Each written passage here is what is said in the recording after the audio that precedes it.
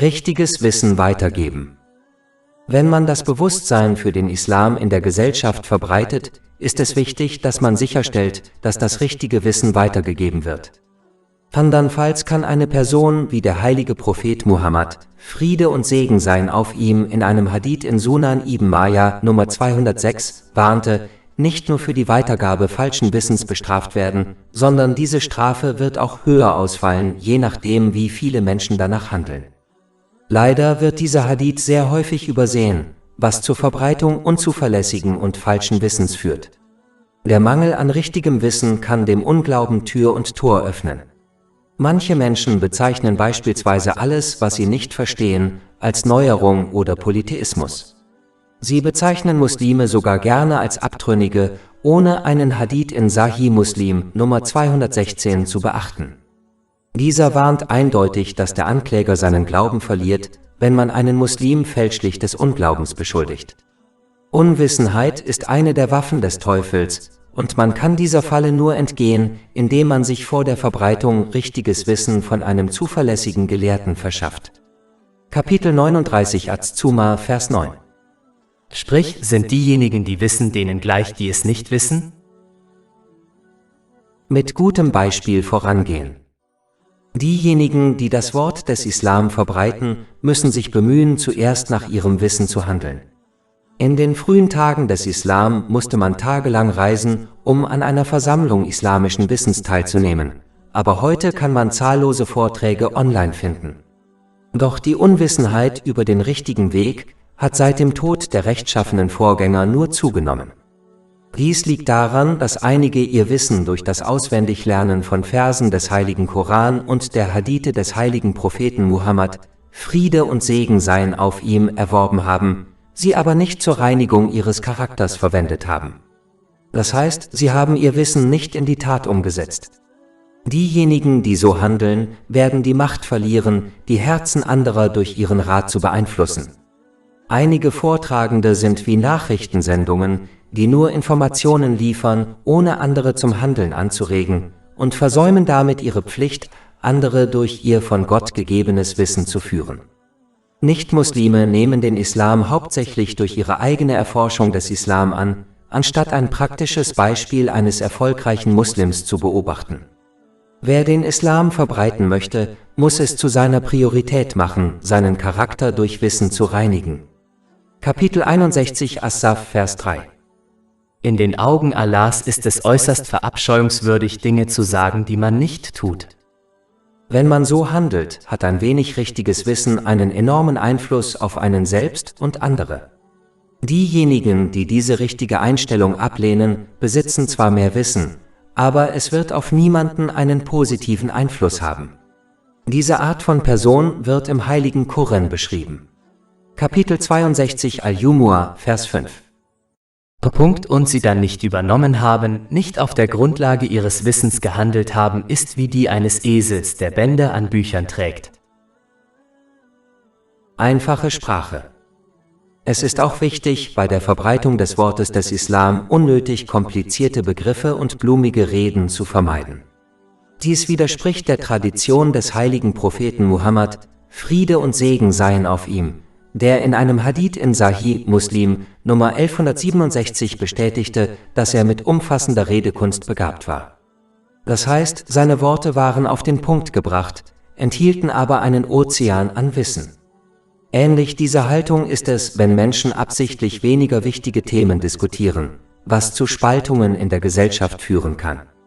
Einige wenden diese Methode an, um sich von anderen abzuheben, aber dies ist eine fehlgeleitete Haltung, da die Pflicht eines Muslims, der das Wort des Islam verbreitet, darin besteht, wichtigere Themen mit dem Ziel zu diskutieren, die Gesellschaft zu stärken. Aufrichtigkeit. Wer das Wort des Islam verbreiten möchte, sollte sich niemals Wissen aneignen, um andere in Debatten zu besiegen oder ihnen das Gefühl zu geben, sie seien unintelligent.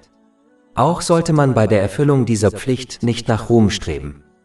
Andernfalls führt das Wissen, das einen Allah, dem Erhabenen, näher bringen sollte, nur dazu, dass man sich wie ein Heuchler verhält, der vorgibt, anderen zu helfen, während er nur nach Ruhm strebt. Diejenigen, die so handeln, ohne aufrichtig zu bereuen, wurden vor der Hölle gewarnt. Dies wird in einem Hadith in Sunan ibn Majah Nummer 253 bestätigt. Alkohol wurde zum andere des Bösen in einem Hadith, der in Sunan an-Nasai Nummer 5669 zu finden ist, da er die Tür zu zahllosen anderen Sünden öffnet. Ebenso ist die Liebe zum Ruhm durch die Verbreitung des Wortes des Islam für Gelehrte die Mutter des Bösen. Diese Einstellung führt immer zu anderen Sünden wie Lügen, Verleumdung, Neid und Heuchelei. Aufgrund ihrer falschen Absicht werden diese Menschen niemals die Wahrheit von anderen akzeptieren, da sie befürchten, dass diese berühmter werden als sie. Dies führt sie dazu, gegen die Wahrheit zu argumentieren, indem sie die Verse des heiligen Koran und die Hadithe des heiligen Propheten Muhammad, Friede und Segen seien auf ihm, aus dem Zusammenhang reißen. Wenn jemand die Etikette der Verbreitung des Wortes des Islam nicht einhält, entfernt Allah, der Erhabene, das Licht des Glaubens aus ihren Herzen. Anstatt dass ihr Wissen sie zum Licht und zur Zufriedenheit Allahs führt, wird der erhaben, es führt sie nur in die Dunkelheit.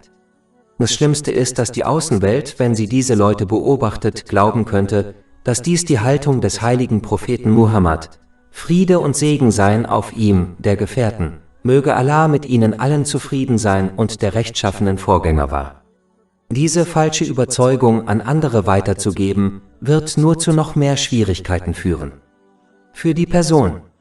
Dies ist einer der Gründe, warum der heilige Prophet Muhammad, Friede und Segen sei auf ihm, warnte einst in einem Hadith in Sunan ibn Majah Nummer 256, wird festgestellt, dass die schlimmsten Teile der Hölle denen vorbehalten sind, die ihr Wissen über die der heilige Koran im Namen des Ruhms. Leider suchen manche Menschen Entschädigung für ihre Taten bei anderen, während die heiligen Propheten, Friede sei auf ihnen, und die Gerechten verlangten nie eine Entschädigung von den Menschen. Sie wollten nur Gefallen Allah, der Erhabene, und hoffte auf Belohnung nur von ihm. Kapitel 26 Ash-Shuara, Vers 164. Und ich verlange von dir keine Bezahlung dafür. Meine Bezahlung kommt nur vom Herrn der Welten. Den Erhabenen zufriedenzustellen. Diese Absicht allein wird bestimmen, ob man eine Belohnung von Allah, dem Erhabenen, erhält oder nicht. Erhaben. Dies wurde in einem Hadith bestätigt, gefunden in Sahih Bukhari Nummer 1. In der Tat, der heilige Prophet Muhammad, Frieden und Segen seien auf ihm, beschrieb einmal das Urteil einer Person, die ihr Leben dem Erlangen und Verbreiten von Wissen widmete, in einem Hadith, der in Sahih Muslim Nummer 4923 zu finden ist. Da er von den Menschen eine Entschädigung in Form von Ruhm verlangte, erhaben wird erklärt, dass es für ihn aufgrund seiner schlechten Absicht im Jenseits keine Belohnung gibt. Der Mann wird dann in die Hölle geschleudert. Leider streben manche nicht nur nach materiellem Nutzen, sondern geben auch absichtlich Ratschläge, die den Leuten gefallen, und halten Ratschläge zurück, die ihnen missfallen würden, obwohl sie der Wahrheit entsprechen. Dies gilt nicht als Verbreitung des Wortes des Islam und zieht nur den Zorn Allahs des Erhabenen auf sich. Respektieren. Wenn man mit Nicht-Muslimen über den Islam diskutiert, sollte man immer Respekt zeigen und niemals zu Beleidigungen greifen. Die Menschen werden die wahre friedliche Botschaft des Islam nur verstehen, wenn sie die angenehme Haltung eines Muslims beobachten, der das Wort des Islam verbreitet. Die Beweise, die ein Muslim vorlegt, sollten stark sein, doch die Sprache, die er verwendet, sollte sanft sein. Kapitel 16 An-Nahl, Vers 125. Laden Sie mit Weisheit und guter Unterweisung auf den Weg Ihres Herrn ein und argumentieren Sie mit ihnen auf die beste Weise. Der heilige Prophet Mos'a, Friede sei mit ihm, bat seinen Bruder, den heiligen Propheten Harun, Friede sei mit ihm, um Hilfe, um das Wort Allahs des Erhabenen an Pharao und sein Volk zu verbreiten. Er wünschte dies, da der heilige Prophet Harun, Friede sei mit ihm, flüssiger und sanfter sprechen konnte. Wenn der heilige Prophet Mos'a, Friede sei mit ihm, diese besondere Eigenschaft verlangte, warum lehnen sie dann heute manche ab, wenn sie versuchen, das Wort des Islam zu verbreiten? Kapitel 28 Al-Qasas, Vers 34. Und mein Bruder Aaron spricht die Sprache fließender als ich. Sende ihn also mit mir als Unterstützung, um mich zu bestätigen. Ich fürchte, sie werden mich verleugnen.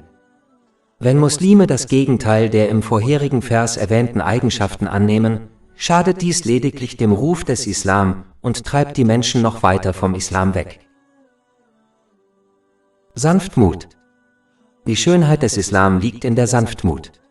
Dies wurde vom heiligen Propheten Muhammad, Friede und Segen seien auf ihm, in vielen Hadithen, wie dem in Sunan ibn Majah Nummer 3689 empfohlen. Der heilige Koran erwähnt sogar, dass die Gefährten, möge Allah mit ihnen allen zufrieden sein, den heiligen Propheten Muhammad, Friede und Segen seien auf ihm, aufgrund seiner Sanftmut und seines sanften Wesens ständig liebevoll begleiteten. Kapitel 3 Ali Imran, Vers 159. Und durch Allahs Barmherzigkeit warst du nachsichtig mit ihnen. Und wenn du unhöflich und hartherzig gewesen wärst, hätten sie sich von dir entfernt? Die Araber waren berüchtigt für ihre Hartherzigkeit, aber dank des heiligen Propheten Muhammeds, des Friedens und der Segen sei mit ihm, es oft Temperament ihrer harten Herzen schmolzen, und so nahmen sie diese Qualität und wurden zu Leuchtfeuern, die den Rest der Menschheit führten. Deshalb der heilige Prophet Muhammad, Friede und Segen sei auf ihm, warnte in einem Hadith in Sunan Abu Dawud Nummer 4809, steht, dass derjenige, dem Sanftmut fehlt, des Guten beraubt ist.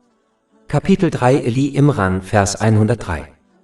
Und gedenkt der Gnade Allahs, die er euch erwiesen hat, als ihr Feinde wart und er eure Herzen vereinte und ihr durch seine Gnade zu Brüdern wurdet. Dies ist eine klare Botschaft an diejenigen, die das Wort des Islam verbreiten möchten. Sie müssen eine sanfte, konstruktive Geisteshaltung besitzen, statt einer harten, destruktiven. Sie sollten die Menschen vereinen und danach streben, anderen zu helfen, statt Kontroverse innerhalb der Gesellschaft. Ein gutes Beispiel für das zeigt sich in der Haltung gegenüber den Kindern. Die Eltern, die ihren Kindern gegenüber sanftmütig waren, hatten einen größeren positiven Einfluss auf sie als die Eltern, die adoptierten ein raues Temperament. Oftmals treiben manche Menschen mit ihrer rauen Haltung die Menschen weiter vom Islam weg und stellen damit die Traditionen völlig in Frage des heiligen Propheten Muhammad, Friede und Segen seien auf ihm. Zum Beispiel urinierte einmal ein ungebildeter Beduine in der Moschee des heiligen Propheten Muhammad, Friede und Segen seien auf ihm. Wenn die Gefährten, Allah sei mit ihnen allen zufrieden, wollte ihn bestrafen, der heilige Prophet Muhammad, Friede und Segen sei auf ihm, verbot sie und erklärte dem Beduinen sanft die Etikette des Aufenthalts in einer Moschee. Dieser Vorfall wird in einem Hadith erwähnt, der in Sunan ibn Majah Nummer 529 zu finden ist. Diese sanfte Herangehensweise wirkte sich positiv auf den Mann aus. Dieses wichtige Merkmal wird auch an vielen Stellen des heiligen Koran erwähnt. Obwohl Pharao beispielsweise behauptete, der höchste Herr zu sein, doch Allah, der Erhabene, befahl dem heiligen Propheten Mosa und dem heiligen Propheten Harun, Friede sei mit ihnen beide, um den Pharao einzuladen zur Führung durch sanfte und freundliche Worte. Kapitel 79 An-Naziat, Vers 24. Und sagte, ich bin euer erhabenster Herr. Und Kapitel 20 Taha, Verse 43-44. Geht beide zu Pharao. Er hat sich wahrlich vergangen. Und redet mit ihm in sanfter Sprache, damit er sich vielleicht erinnert oder Allah fürchtet. Kinder und sogar Tiere verstehen die Sprache der Sanftmut. Wie kann also ein Erwachsener nicht richtig geführt werden, wenn man diese Eigenschaft annimmt, wenn man ihn zum Islam und zum Guten einlädt? Deshalb sagt der heilige Prophet Muhammad, Friede sei mit ihm und Segen sei auf ihm, riet einst in einem Hadith, findet sich in Sahih Muslim Nummer 6601, dass Allah, der Erhaben, ist freundlich und sanft gemäß seiner unendlichen Würde und mag es, wenn die Schöpfung sanft miteinander umgeht. Leider verbreiten viele, die das Wort des Islam haben, den falschen Glauben angenommen, dass Sanftmut es ist ein Zeichen der Schwäche. Dies ist nichts weiter als eine List des Teufels, der die Menschheit vom Islam abbringen möchte. Tolerant. Ein weiterer wichtiger Aspekt bei der Verbreitung des Wortes des Islam ist, dem Verhalten anderer gegenüber aufgeschlossen und tolerant zu sein. Es ist gesunder Menschenverstand zu wissen, dass diejenigen, die sich verbessern wollen, Dinge akzeptieren, wenn sie ihnen freundlich erklärt werden. Wenn dagegen Wut und Frustration zum Vorschein kommen, werden sich die Menschen nur vom Guten abwenden. Beratung. Wer diese richtige Haltung einnimmt, wird die Natur der Menschen verstehen und dementsprechend mit ihnen umgehen. Sie entsprechend, was vorteilhafter ist als die Behandlung aller auf die gleiche Weise. Gleichgewicht. Muslime, die das Wort des Islam verbreiten möchten, sollten die Menschen nicht durch ständige Erwähnung schrecklicher Dinge wie der Hölle erschrecken, sondern einen ausgewogenen Ansatz verfolgen, indem sie die Menschen entsprechend ihrer Einstellung behandeln. Wenn sich beispielsweise eine Person in einem Zustand der Angst befindet und daher kurz davor ist, die Hoffnung auf die unendliche Gnade Allahs, des Erhabenen, aufzugeben, sollte sie mit Hoffnung behandelt werden. Umgekehrt sollte jemand, der in Unachtsamkeit versinkt, durch die Furcht vor Allah, dem Erhabenen, aus diesem Zustand herausgeholt werden. Machen Sie es sich einfach. Es ist wichtig, den Menschen die Dinge leicht und einfach zu machen, statt ihnen zu zeigen, dass der Islam eine Religion ist, der man schwer folgen kann.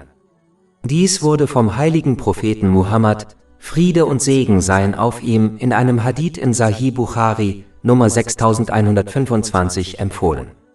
Deshalb erklärte der heilige Prophet Muhammad, Friede und Segen seien auf ihm, in einem Hadith in Imam Bukhari, Adab al-Murad Nummer 43, dass er mit einer einfachen und leichten Religion gesandt wurde. Menschen, die das Wort des Islam verbreiten, verkomplizieren den Islam oft fälschlicherweise, wohingegen der heilige Prophet Muhammad, Friede und Segen seien auf ihm, ihn vereinfachte. Sanfte Beharrlichkeit. Wer das Wort des Islam verbreiten möchte, sollte sich bemühen, andere häufig an das Gute zu erinnern. Menschen können schnell unachtsam werden, daher ist es wichtig, sie konsequent daran zu erinnern. Kapitel 28 Al-Qasas, Vers 51. Und wir haben ihnen das Wort den Koran, mehrfach übermittelt, damit sie daran erinnert werden. Genau wie Studenten, die ihre Notizen immer wieder durchgehen, um ihr Wissen zu festigen in ihren Köpfen, wird es von Vorteil sein, häufig daran erinnert zu werden des wahren Wortes des Islam. Man sollte nicht nur einmal einen guten Rat geben und dann aufgeben. Gute Worte zu wiederholen ist wie kontinuierliche Wassertropfen, die mit der Zeit durchdringen die härteste aller Strukturen. Dies ist die Tradition Allahs, des Erhaben, und alle heiligen Propheten, Friede sei mit ihnen allen. Zum Beispiel Allah, der Erhaben, musste er den Muslimen nur einmal befehlen, das Pflichtgebet zu verrichten, und doch hat er es im heiligen Koran schon viele Male getan. Der heilige Prophet Nuh, Friede sei mit ihm, verbrachte ungefähr 950 Jahre damit, seinem Volk kontinuierlich das Wort des Glaubens zu verbreiten. Kapitel 29 Al-Ankabut, Vers 14. Und wir sandten Noah zu seinem Volk, und er blieb 1000 Jahre minus 50 Jahre unter ihnen. Der heilige Prophet Muhammad, Friede und Segen sei auf ihm, nutzte jeden Augenblick, um das Wort des Islam zu verbreiten, und riet den Gefährten, möge Allah mit ihnen allen zufrieden sein, sogar in seinen letzten Augenblicken, sich an die islamischen Lehren zu halten. Dies wurde in einem Hadith festgehalten, der in Sunan ibn Majah Nummer 2697 zu finden ist. Daher sollte man diese Haltung einnehmen und nicht den Einflüsterungen des Teufels zum Opfer fallen, indem man nach ein paar Gelegenheiten aufhört, Ratschläge zu erteilen. Die Pflicht eines Muslims, der andere zum Islam einlädt, ist es, dies konsequent zu tun, aber ob dies die Herzen der Menschen beeinflusst, liegt außerhalb ihrer Kontrolle. Es ist jedoch wichtig zu betonen, dass es einen Unterschied zwischen Regelmäßigkeit und Hetzen gibt. Ein Muslim sollte anderen nicht ständig Gutes befehlen, da dies für andere anmaßend und belastend werden kann. Tatsächlich hielt der heilige Prophet Muhammad, Friede und Segen seien auf ihm, nicht zu viele Vorträge, da er nicht wollte, dass die Gefährten, möge Allah mit ihnen allen zufrieden sein, sich langweilten und überforderten. Aus diesem Grund hielt der Gefährte Abdullah bin Mas'ud, möge Allah mit ihm zufrieden sein, nur donnerstags Vorträge, obwohl er gebeten wurde, mehr zu halten. Dies wird in einem Hadith in Sahih Muslim, Nummer 7127 bestätigt. Hoffnung auf Belohnung. Darüber hinaus sollte man nie glauben, dass seine Bemühungen nur belohnt werden, wenn andere auf seinen Rat hören und danach handeln. Das ist falsch, denn Allah, der Erhaben, Belohnungen basierend auf der eigenen Absicht und Bemühungen, nicht das Ergebnis einer Handlung. Dies wird in einem Hadith bestätigt, der in Sahih Bukhari Nummer 1 zu finden ist. Starke Beweise. Eine wichtige Voraussetzung für die Verbreitung des Wortes des Islam ist, dass man anderen überzeugende Beweise für ihre Ansichten liefern muss. Dies ist nur möglich, wenn man das richtige Wissen. Der Beweis muss aus dem heiligen Koran und den Hadithen des heiligen Propheten Muhammad, Friede und der Segen sei auf ihm. Als beispielsweise der heilige Prophet Muhammad, Friede und Segen seien auf ihm, seine Verwandten einlud, den Islam anzunehmen, nutzte er seine 40 Jahre unter ihnen als Beweis, dass er die Wahrheit sagte. Dieser Beweis war unbestreitbar sogar von Nichtmuslimen. Dieser Vorfall ist in einem Hadith festgehalten, der in Sahih Bukhari Nummer 4553 zu finden ist. Nur die Arroganz einiger hinderte sie daran, sich zu unterwerfen. Zur Wahrheit. Kapitel 10 Yunus, Vers 16. Denn ich war schon ein Leben lang unter euch, bevor es geschah. Wollt ihr denn nicht vernünftig sein? Schöne und einfache Präsentation. Die Präsentation von Wissen ist ebenfalls sehr wichtig, da man anderen die Schönheit und Leichtigkeit des Islam zeigen muss, anstatt ein Bild der Schwierigkeit zu zeichnen. Dies wurde vom heiligen Propheten Muhammad, Friede und Segen seien auf ihm, in einem Hadith empfohlen, der in Sahih Bukhari Nummer 6125 zu finden ist. Kapitel 2 Al-Baqarah, Vers 185. Allah will es euch leicht machen und er will euch nichts erschweren. Man sollte nie blumig in seiner Rede sein und Unsinn verbergen in schönen Worten. Aber nichtsdestotrotz, die Kombination aus Weisheit und Präsentation sind erforderlich, um die Herzen der Menschheit zu gewinnen, so wie es der heilige Prophet Muhammad, Friede und Segen seien auf ihm und seine Gefährten, möge Allah mit ihnen zufrieden sein, taten. Ein Beispiel hierfür ist in einem Hadith festgehalten, der in Sunan ibn Majah Nummer 42 zu finden ist. Relevante Probleme ansprechen. Leider sind einige derjenigen, die das Wort des Islam verbreiten, unachtsam geworden. Sie widmen die meiste Zeit der Debatte über Kleinigkeiten, die nicht einmal mit den Pflichten oder den Traditionen des heiligen Propheten Muhammad, Friede und Segen seien auf ihm, zu tun haben. Anstatt sich mit den Problemen des 21. Jahrhunderts zu befassen, sind Muslime jetzt, sie diskutieren obskure und irrelevante Themen, um einzigartig zu erscheinen. Ihre Lehren ermutigen ungebildete Muslime, über diese Themen zu streiten und sie zu überzeugen, dies ist der Weg zur Erlösung. Vertrauenswürdig. Um das Wort des Islam richtig zu verbreiten, muss man vertrauenswürdig sein. Der heilige Koran erwähnt ausdrücklich, wie die heiligen Propheten, Friede sei mit ihnen allen, erklärten, dass sie vertrauenswürdig seien und nur das Wohl anderer wünschten. Zum Beispiel Kapitel 26 Esh-Shuara, Verse 161 bis 162. Als ihr Bruder Lot zu ihnen sagte, wollt ihr Allah nicht fürchten? Wahrlich, ich bin für euch ein vertrauenswürdiger Gesandter. Wie bereits in einem früheren Kapitel erwähnt, waren sich alle Menschen einig, dass der heilige Prophet Muhammad, Friede und Segen seien auf ihm, vertrauenswürdig sei, als er sein Prophetentum verkündete, auch wenn viele ihre eigenen Worte widerlegten und ihn verleugneten. Dies wird in Tafsir ibn Kathir Band 10 Seiten 622 bis 623 erwähnt. Systematischer Ansatz. Im heiligen Koran Allah, der Erhaben, rät der heilige Prophet Muhammad, Friede und Segen seien auf ihm, das Wort des Islam über seine Verwandten zu verbreiten. Dies ist ein weiterer wichtiger Aspekt der Verbreitung des Wortes des Islam. Man sollte immer mit den Verwandten beginnen und sich dann zu den anderen Mitgliedern der Gesellschaft vorarbeiten. Aufgrund der engen Bindungen und Vertrautheit einer Person mit ihren Verwandten wird es mehr Wirkung haben, ihnen Ratschläge zu erteilen, als Fremden Ratschläge zu erteilen. Tatsächlich würde es, wenn sich jede Person auf ihre eigenen Verwandten konzentrieren würde, die Nicht-Verwandte würden nur in wenigen Fällen erforderlich sein. Kapitel 26 Esh-Shuara, Vers 214. Und warne, o Muhammad, deine nächsten Verwandten. Nach diesem Schritt rät der heilige Koran dazu, das Wort des Islam in ihrer lokalen Gesellschaft. Kapitel 42 Esh-Shura, Vers 7. Und so haben wir dir einen arabischen Koran offenbart, damit du die Mutter der Städte, DH, Mekka und ihre Umgebung warnen kannst. Der letzte Schritt besteht darin, die Menschheit auf nationaler Ebene zum Islam einzuladen. Kapitel 34 Saba, Vers 28.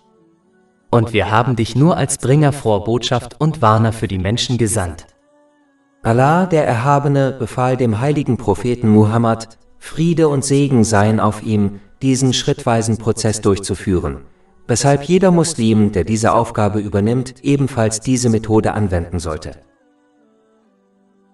Verstehen Sie die Grenzen. Der heilige Koran lehrt die Menschheit, dass bestimmte Menschen so in der materiellen Welt versunken sind, dass kein Rat in ihre verschleierten Herzen dringen kann.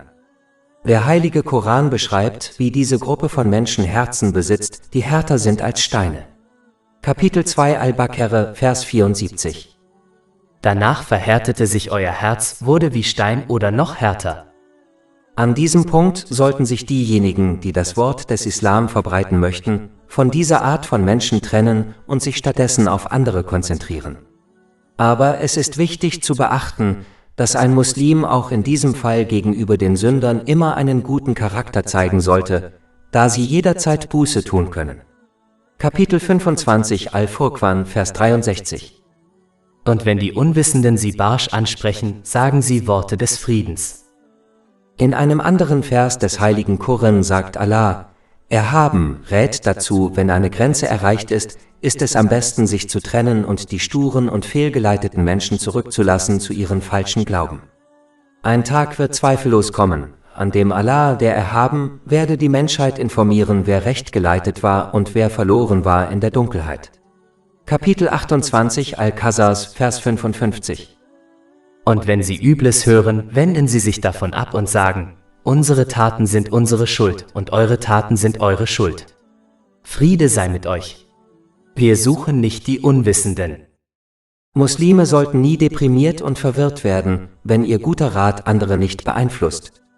In manchen Fällen sind diese Menschen ertränkt in Sünden in einem solchen Ausmaß, dass ihr Herz verhüllt wird.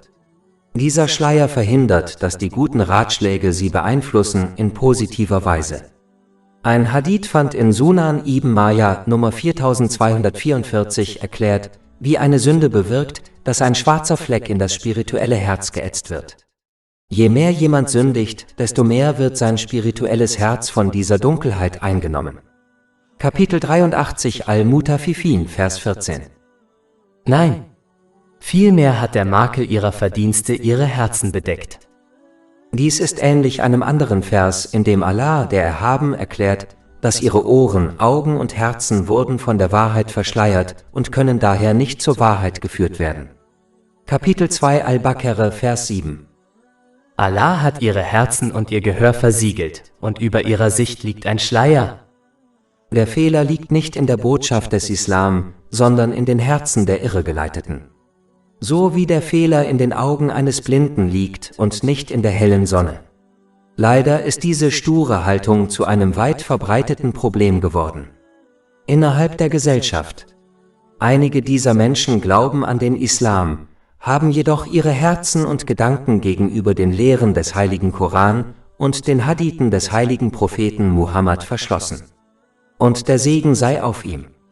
Sie weigern sich, einen guten Rat anzunehmen, der ihnen nützen würde in beiden Welten.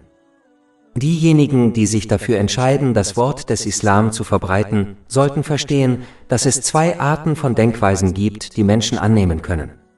Die erste ist, wenn sich jemand im Voraus über ein Thema Gedanken macht und dann nur die Dinge sucht und akzeptiert, die seinen vorgefassten Glauben unterstützen. Die richtige Einstellung hingegen ist, mit einem offenen Geist zu leben, indem man zu verschiedenen Themen nach starken Beweisen sucht und diese akzeptiert. Die erste Mentalität wird nur Probleme auf persönlicher bis hin zu nationaler Ebene verursachen. Leider ist dies die Art und Weise, wie einige Aspekte der Medienarbeit. Sie bestimmen die Informationen, die sie veröffentlichen möchten, finden Teile schwacher Belege und dann bauschen sie es auf, damit die ganze Welt es sehen kann. Diejenigen, die das Wort des Islam verbreiten, sollten die erste Art von Menschen meiden und sich stattdessen darauf konzentrieren, die zweite Gruppe zur Wahrheit zu führen. Geduld. Andere zum Islam einlädt, Gutes gebietet und Böses verbietet, stellt er damit den rücksichtslosen Lebensstil vieler anderer in Frage, was diese dazu inspirieren wird, sich der Wahrheit auf jede erdenkliche Weise zu widersetzen. Der Hauptgrund, warum alle Völker der Vergangenheit ihre heiligen Propheten, Friede sei mit ihnen, ablehnten, war genau dieser Grund. Sie konnten ihren Lebensstil und ihre Eigenschaften nicht aufgeben und waren zu ihrer Verteidigung bereit, Krieg gegen Allah zu führen, den Erhaben und ihr heiliger Prophet, Friede sei mit ihm. Wenn jemand diese wichtige Pflicht übernimmt, muss er darauf vorbereitet sein, viele Härten zu ertragen, die von anderen verursacht werden, einschließlich der eigenen Verwandten. Die heiligen Propheten, Friede auf ihnen seien, sind die Geliebten Allahs, die Erhaben, doch begegneten sie unzähligen Schwierigkeiten aus ihren Nationen. Man muss nur den heiligen Koran und die Hadithe des heiligen Propheten Muhammad studieren, Friede und Segen sei auf ihm, diese Tatsache zu beachten. Zum Beispiel der heilige Prophet Muhammad, Friede und Segen sei auf ihm, erklärte einst in einem Hadith gefunden in Jami at-Tirmidhi, Nummer 2472, dass niemand in der Schöpfung wurde in dem Weg Allahs verfolgt, die Erhabener mehr als er. In solchen Fällen sollte die Reaktion auf die schlechte Einstellung anderer gebildet, respektvoll sein und sanft. Ein Beispiel dafür findet sich in Kapitel 19 Maryam, Verse 46-47. Sein Vater sagte: Hast du kein Verlangen nach meinen Göttern, o Abraham? Wenn du nicht aufhörst, werde ich dich gewiss steinigen, also meide mich für längere Zeit. Abraham sagte: Friede DH. Sicherheit wird auf dir sein. Ich werde meinen Herrn um Vergebung für dich bitten. Wahrlich, er ist mir gegenüber immer gnädig. Hier die freundliche und respektvolle Antwort des heiligen Propheten Ibrahim, Friede sei mit ihm auf ihn, auf die harte Haltung seines Ältesten wird diskutiert. In den meisten Fällen muss eine Person einen Charakterfehler haben, wenn sie behauptet, mit jedem auszukommen. Aufgrund der Unterschiede innerhalb der Gesellschaftsmitglieder wird eine Person nie mit jedem auskommen. Es wird immer einen oder mehrere geben, die anderer Meinung sind, mit ihrer Mentalität, ihrem Lebensstil und ihren Ratschlägen. Diese Vielfalt führt zu Spannungen und gelegentlich zu Problemen. Aber wenn eine Person von allen gemocht wird, dann zeigt dies in den meisten Fällen, dass sie die Mentalität der Heuchler übernommen hat, indem sie doppelzüngig ist.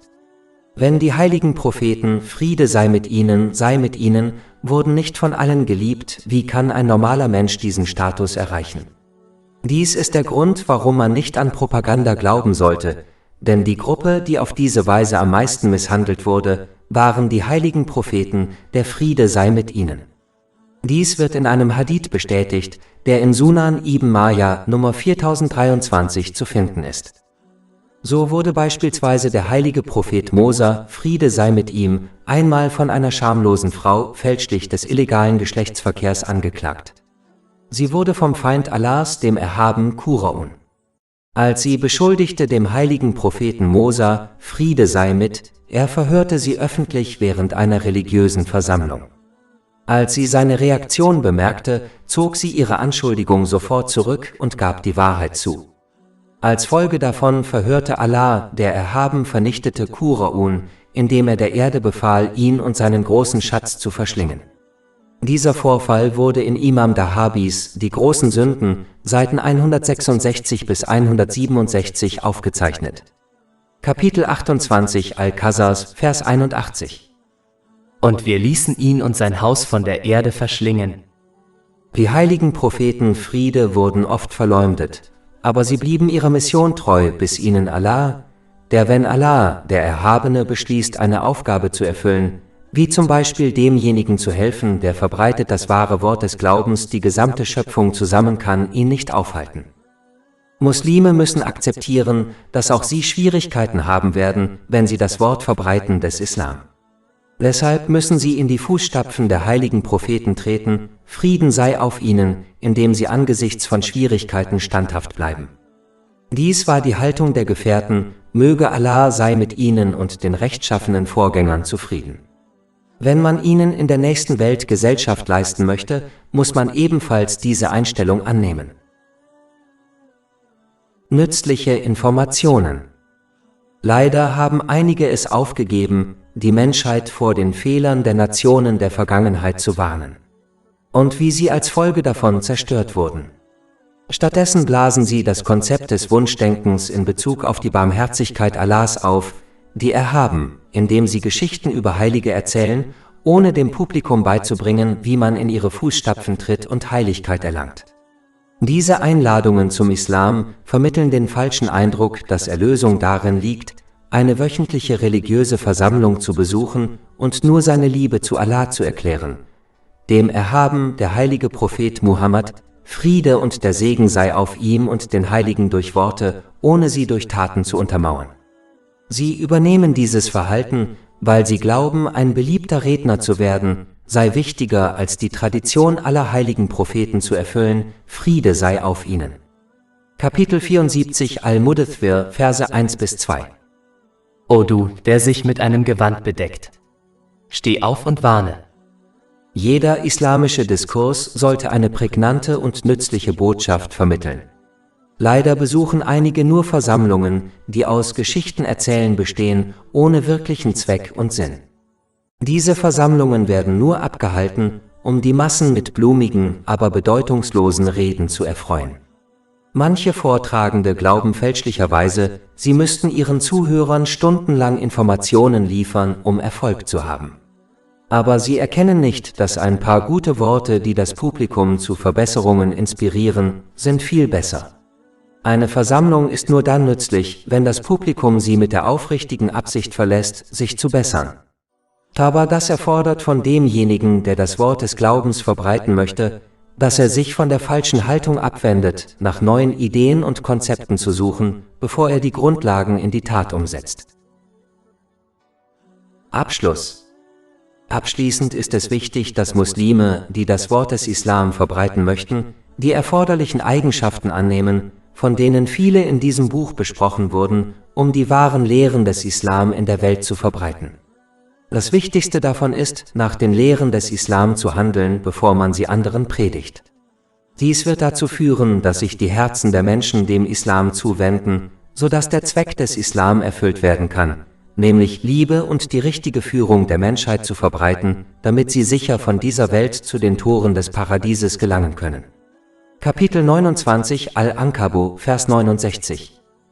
Und diejenigen, die für uns kämpfen, die leiten wir gewiss auf unseren Wegen.